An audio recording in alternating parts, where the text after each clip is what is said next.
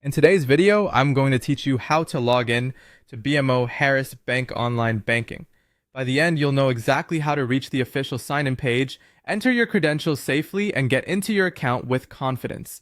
Make sure you have a reliable internet connection and your user ID and password ready before you begin. Start by opening your preferred web browser. In the search bar, type BMO Harris Bank Online Banking Login. You'll see results that point to BMO's secure site.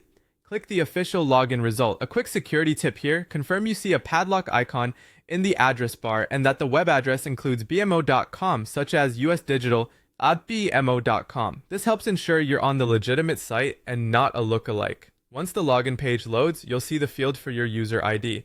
Enter it exactly as you created it when you enrolled. Watch for any extra spaces if you're pasting, and make sure you're using the correct capitalization or formatting just as it appears in your records. Next, move to the password field. Type your password carefully and double check that caps lock isn't on. If your browser offers to autofill, verify it's inserting the correct details for this specific site.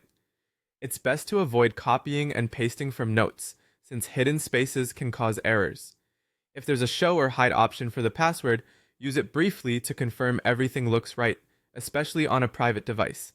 You'll also notice a Remember Me option. Turning this on will save your user ID on this device to make future logins faster. Only use this on a personal, trusted device that you control. Avoid enabling it on shared or public computers to protect your information. When everything looks good, click Sign In.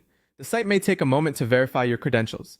Depending on your security settings, you might be asked to complete an additional verification, like entering a code sent to your phone or email. Simply follow the on-screen prompts to finish signing in.